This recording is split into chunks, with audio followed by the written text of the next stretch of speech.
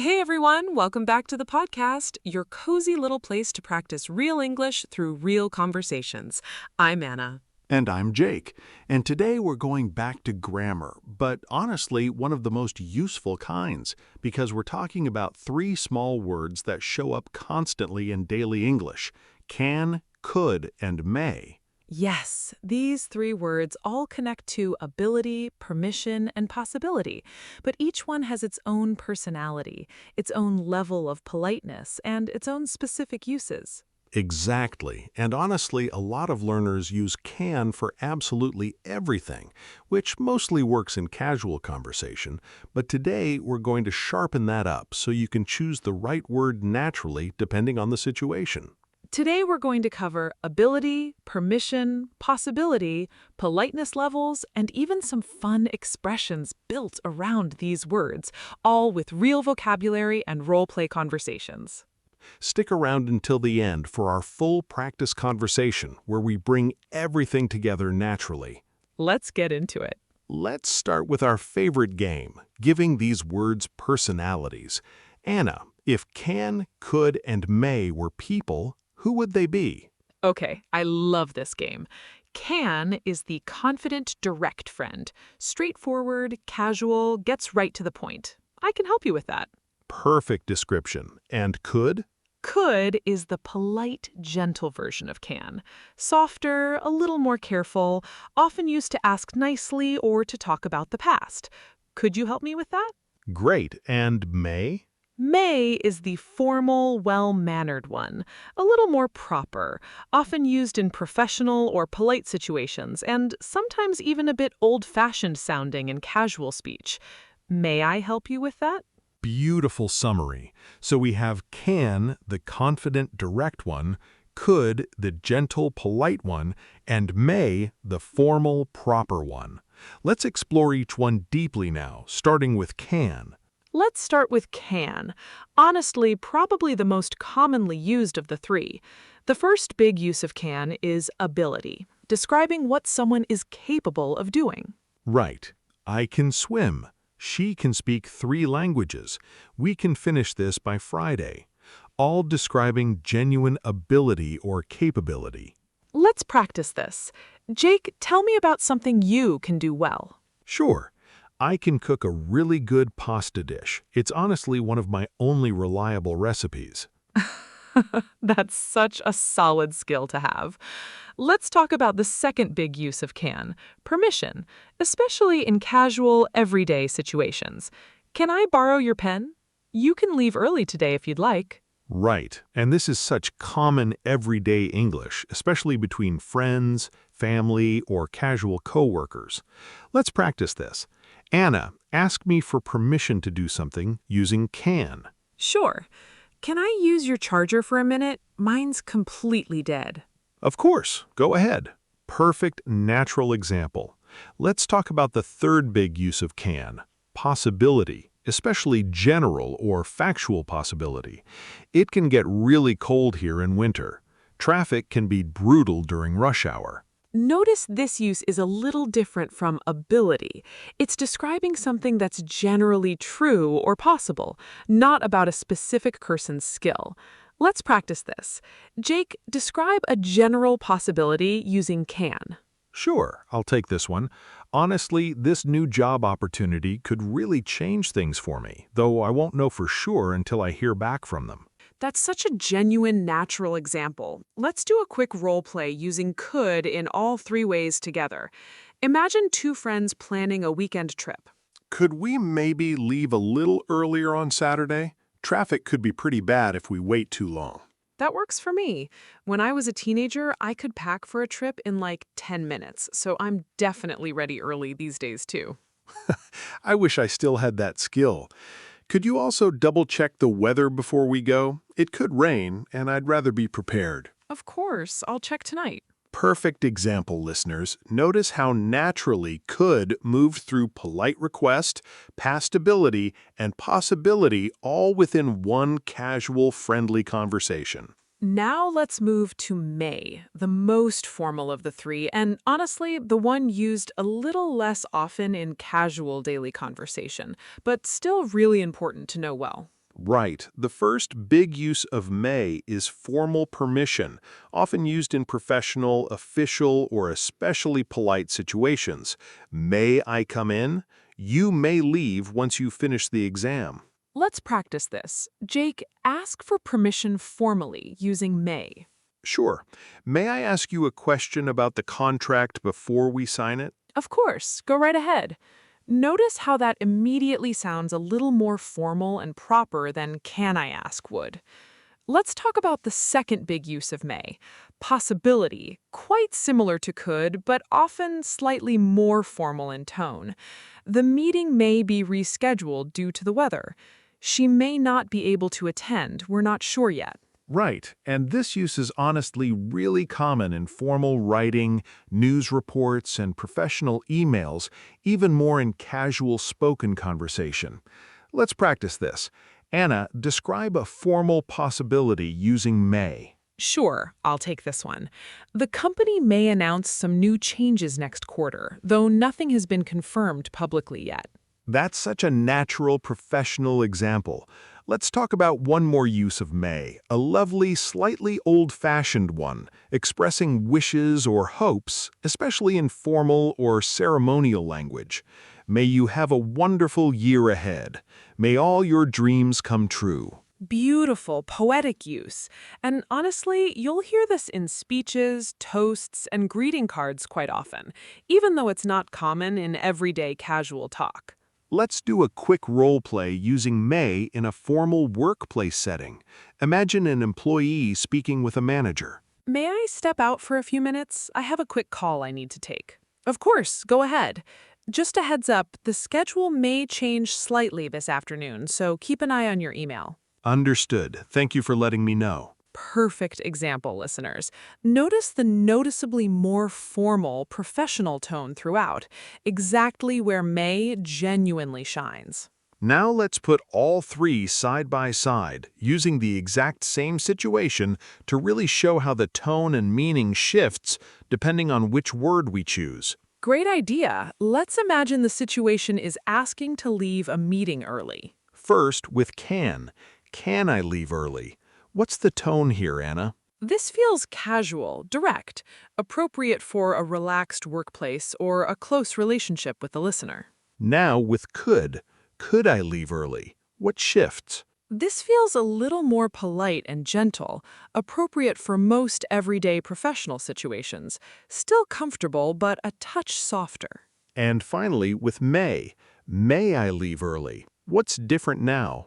This feels the most formal and proper, appropriate for a very official setting, a job interview, or speaking with someone you don't know well at all, like a very senior manager. Perfect. Listeners, same exact sentence, three different politeness levels, entirely because of one small modal word.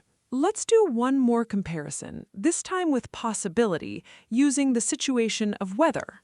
It can get cold here. That's can describing a general, factual truth about the climate. It could get cold later. That's could, describing a more specific, slightly less certain possibility about today specifically. It may get cold later, according to the forecast. That's may, describing possibility in a more formal, almost official tone, like a weather report. Such a clear pattern, listeners. Can for general truth, could for a more immediate, slightly less certain possibility, and may for a more formal, official-sounding possibility. Let's talk about mistakes now, because this is where real improvement happens. Anna, what's the most common mistake you hear with these three words? Honestly, the biggest one is using can for every single situation, even ones that genuinely call for something more polite or more formal, like, can I leave early to a company's CEO during a formal interview, which can sound a little too casual for that specific context. Good point, and the fix is simple, just being aware of the situation's formality and reaching for could or may when appropriate. Another common mistake, confusing may with may be, which are actually completely different things. May be is two words, an adverb phrase meaning perhaps, maybe we should leave now. May alone is the modal verb we've been discussing all episode. Such an important spelling and usage distinction. Let's talk about another common mistake, using could to talk about a single specific past success rather than general past ability. Someone might say, I could pass my driving test on the first try, which actually sounds a little unnatural. Right. For one specific completed success, we usually say was able to, not could. I was able to pass my driving test on the first try. Sounds much more natural. Could works better for general, repeated abilities, like I could run fast when I was younger, describing an ongoing skill, not one single event. Great distinction, and such an important one for learners to remember. Let's talk about one final common mistake, using to after these modal verbs, like I can to swim, which is incorrect. Modal verbs are always followed directly by the base form of the verb, with no to in between. Exactly. I can swim. I could help. You may leave. Never with to attached. All right. Time for our full practice conversation, bringing together can, could, and may naturally, all in one realistic dialogue, moving through casual and slightly more formal moments. Let's set the scene. A new employee talking with a colleague on their first day at work, moving between casual chat and a more formal introduction to their manager. Perfect, here we go. Hey, welcome to the team. Can I show you around the office? That would be great, thank you.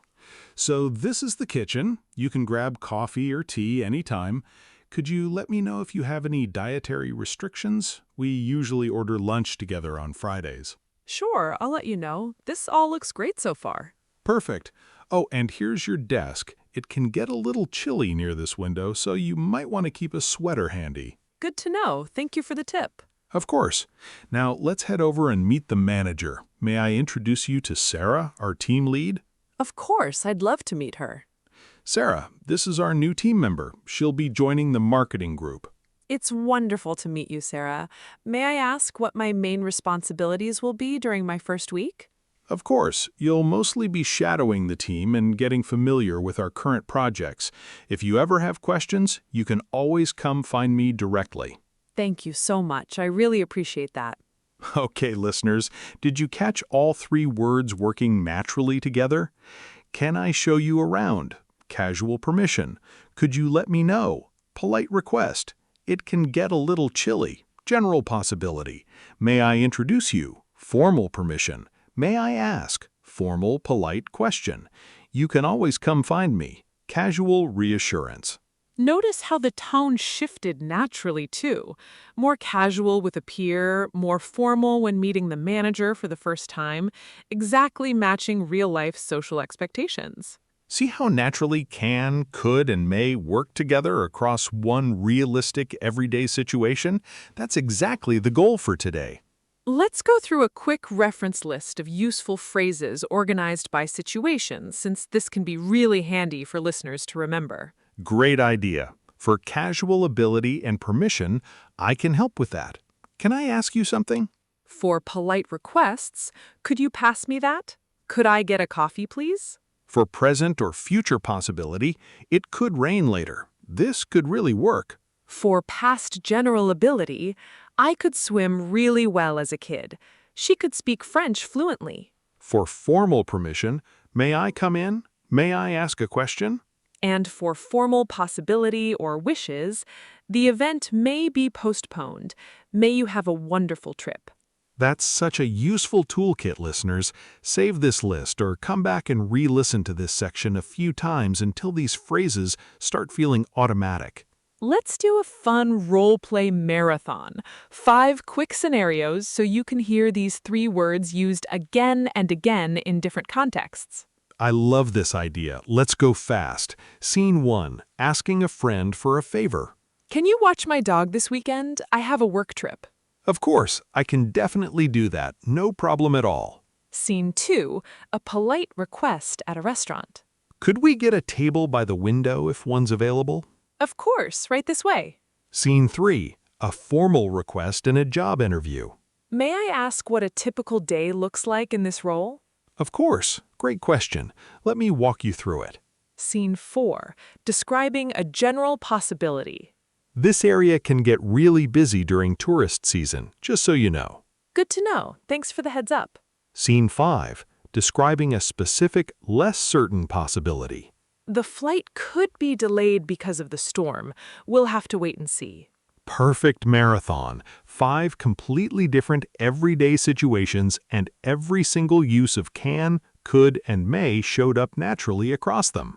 Let's do a quick correction round. I'll read a sentence with a mistake, and Jake, you fix it. Let's go. Sentence 1. I can to speak French.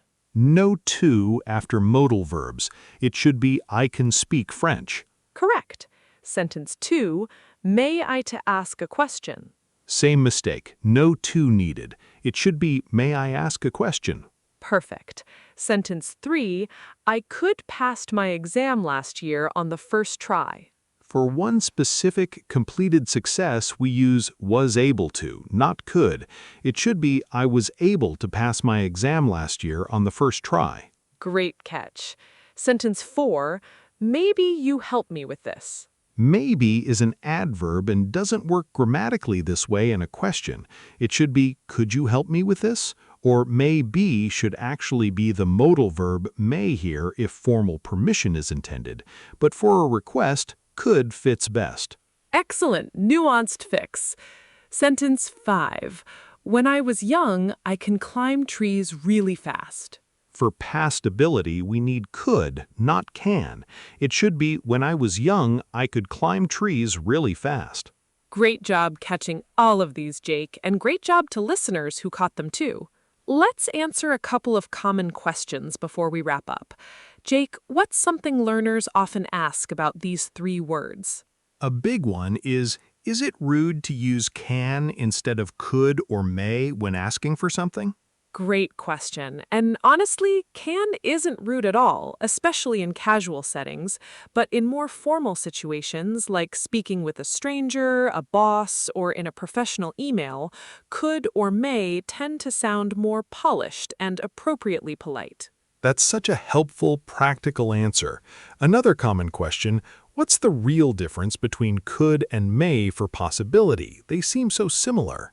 Good question. They really are quite similar, but may tends to sound a touch more formal and is really common in written, official, or news-style English, while could feels a little more natural in everyday spoken conversation. Great distinction. One more question. Can may also express permission being denied, like you may not? Yes, exactly. You may not leave until you finished is a formal, firm way of denying permission, often used by someone in a position of authority, like a teacher or an official rule. Great, thorough answers. I think that covers a lot of really useful ground today. Before we recap, let's do one final story, weaving together everything we've discussed today. I'm ready. Go for it. Okay, last year I had a really important meeting with a potential client, someone I'd never met before, in a very formal industry. Beforehand, I remember thinking carefully about how I wanted to phrase things, since I wanted to come across as polished and professional. That sounds like exactly the kind of situation where word choice really matters. Exactly. So when I walked in, I said, "May I take a seat?" rather than just, "Can I sit down?" It felt like such a small detail, but it genuinely set a more professional tone right from the start. That's such a great real-world example. During the meeting, I also used could quite a bit, saying things like, "Could we go over the budget details a little more?" which felt polite without being overly stiff or formal. That's such a nice balance. And near the end, when we were just wrapping up more casually, I actually shifted back to can, saying, "I can send over the full proposal by Friday," since the tone had relaxed a little by that point. That's such a beautiful demonstration of exactly what we talked about today, shifting naturally between these 3 words depending on the moment. Exactly. And honestly, the meeting went really well, and I do think that careful attention to tone and politeness played a real part in how professional and put together I came across. That's such a genuine, practical example, listeners, and it really shows exactly why today's topic matters. These three small words really can shape how you're perceived in any conversation, formal or casual. Let's do a few more full-length scenes, this time a little longer so we can really hear these three words flow naturally through realistic conversations. Great idea. Let's start with a scene at a doctor's office, moving between formal and casual tones. Hello, may I ask a few questions before we begin the appointment? Of course, go right ahead. Could you tell me a bit about what's been bothering you lately? Sure, honestly, I've had this headache that just won't go away. It can get pretty intense by the end of the day. I see. And can you tell me if anything specific seems to trigger it? It could be stress, honestly. Work has been really overwhelming lately. That's helpful to know, thank you. We may want to run a few basic tests just to rule things out. Would that be all right with you? Of course, whatever you think is best. Beautiful example, listeners. Notice the professional, careful tone throughout, exactly appropriate for a medical setting. Let's do a second longer scene, this time between two students working on a group project. Can you send me your part of the presentation when you get a chance? Sure, I can send it over tonight. Could you also double-check the references section? I want to make sure everything's cited correctly. Of course, I'll take a look. This project actually could turn out really well if we keep up this pace. I agree. Honestly, when I was in high school, I could never manage group projects this smoothly, so this feels like real progress. Same here, honestly. Let's keep this momentum going. Great example, listeners, showing a completely natural, casual mix of can and could between classmates working together. Let's do one final longer scene, this time about a formal wedding toast, using may in its more poetic, ceremonial sense. May I have everyone's attention for a moment? I'd like to say a few words. Of course, go ahead. We're all listening. To the happy couple, may your life together be filled with laughter. May you always find strength in each other, and may this just be the beginning of many wonderful years ahead. What a beautiful toast. That really was lovely. Thank you. I wanted it to feel genuinely heartfelt. Beautiful closing example, listeners, showing that lovely poetic use of may we mentioned earlier. Exactly the kind of language you'll hear at weddings, ceremonies, and heartfelt speeches. Before we recap, let's give listeners a few questions to practice on their own, out loud right now if you'd like to pause the episode. Question 1. Describe something you can do well using can for ability. Question 2. Describe something you could do easily as a child, using could for past ability. Question 3. Practice a formal request using may, imagining you're speaking with someone important, like a company director. Great questions. Let me answer the third one to give an example. May I schedule a brief meeting with you sometime this week to discuss the upcoming project? That's such a polished professional example. And notice how naturally that formal tone came through, exactly the register you'd want in that kind of situation. That's really the final goal here, listeners. Not memorizing rigid rules, but developing a genuine feel for which word fits naturally depending on the tone and formality of the moment. Let's cover a few natural expressions before our final recap. Phrases built around can, could, and may that show up constantly in everyday English. Great idea. First one, as best I can, meaning doing something to the fullest extent of your ability. I'll try to help as best I can. Lovely phrase. Next, couldn't agree more, expressing strong agreement. I couldn't agree more with what you just said. Great one, and closely related, couldn't care less, expressing complete indifference. Honestly, I couldn't care less about the small details, as long as the main plan works. Let's practice a couple of these together. Jake, use as best I can in a sentence about something you're currently working on. Sure, I'm still learning to cook properly, but I'm trying my best, as best I can, one recipe at a time. That's such a genuine, natural example. Let's cover one more, may as well, meaning there's no real reason not to do something, so you might as well go ahead.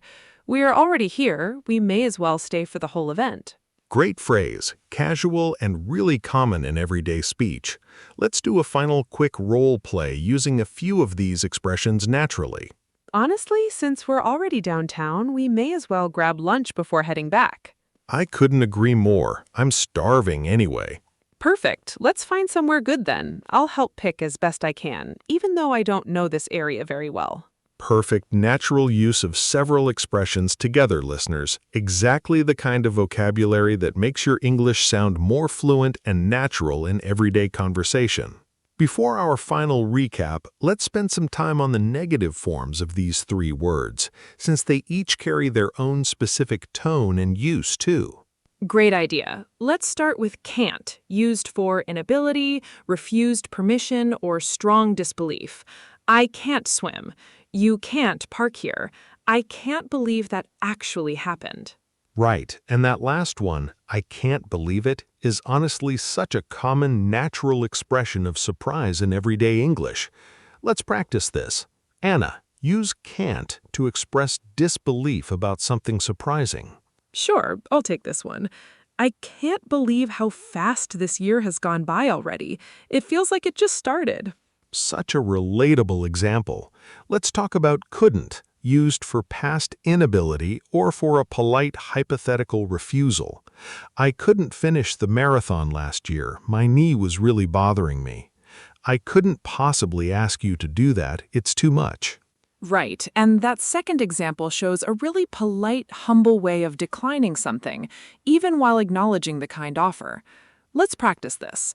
Anna, describe a past inability using couldn't. Sure, I'll take this one. Honestly, I couldn't attend my best friend's wedding last year because of a scheduling conflict, and I still feel a little sad about missing it. That's such a genuine, honest example. Let's talk about may not, used for formal denied permission or formal uncertainty. Visitors may not enter after 6 o'clock. The results may not be available until next week. Let's practice this. Jake, use may not to express formal uncertainty about something. Sure, I'll take this one. The final decision may not be announced until the board meets again next month. Perfect. Such a natural, professional example. Let's do a quick role play using these negative forms together. Imagine a museum guide speaking with visitors. I'm sorry, but you can't bring food into this exhibit. Food and drinks aren't permitted inside. Oh, I didn't realize that. No problem at all. No worries at all. Also, just a heads up, photography may not be allowed in certain sections, so please check the signs as you go through. Got it. Thank you for letting us know. Beautiful example, listeners, showing these negative forms working naturally together in a real, everyday professional setting. Let's take one more quick moment before our recap and talk briefly about how the use of these three words can vary slightly depending on the region or English-speaking country. Great point. In American English, may tends to be used a bit less often in casual, everyday speech compared to British English, where it can still appear fairly naturally in slightly more polite everyday requests. Right, and honestly, in both varieties, can and could remain the most commonly used in daily conversation, with may reserved more for writing, formal speech, or particularly polite, careful situations. Good point. And it's worth knowing, too, some teachers and formal grammar guides still insist that may is the only correct way to ask for permission, treating can I as informally incorrect, though in real, modern, everyday usage, can I for permission is extremely common and completely accepted almost everywhere. Such a helpful, reassuring note, listeners. Don't feel like you need to avoid can for permission in casual settings. It's genuinely widely accepted in everyday spoken English. May simply adds an extra layer of formality when the situation calls for it.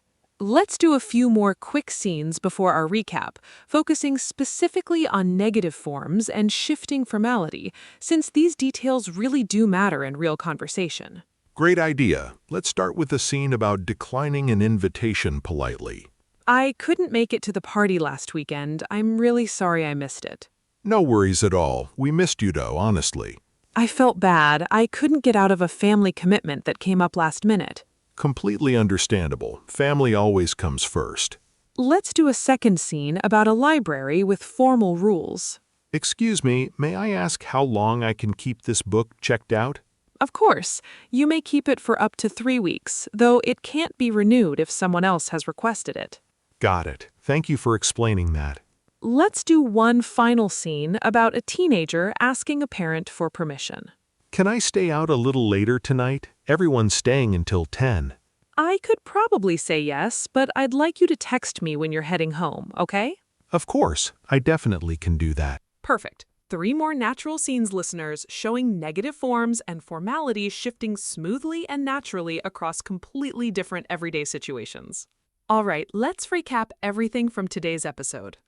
Can is used for ability, casual permission, and general possibility, the confident, direct word of the three. Could is used for past general ability, polite requests, and more specific uncertain possibility, the gentle, polite word of the three. May is used for formal permission, formal possibility, and even poetic wishes, the proper, formal word of the three. We compared all three side by side, showing how the exact same sentence shifts in tone and formality depending on which word you choose. We covered common mistakes, using can in overly formal situations, confusing may with maybe, misusing could for single past successes, and adding an unnecessary to after modal verbs. If you remember nothing else from today, remember this. Can is direct and confident, could is gentle and polite, and may is formal and proper. Choosing the right one really does shape how your English sounds and feels to the listener. Such an important reminder, and listeners, just like always, practice really is the key here. Try noticing which of these 3 words fits naturally the next time you're speaking, formally or casually. Beautifully said.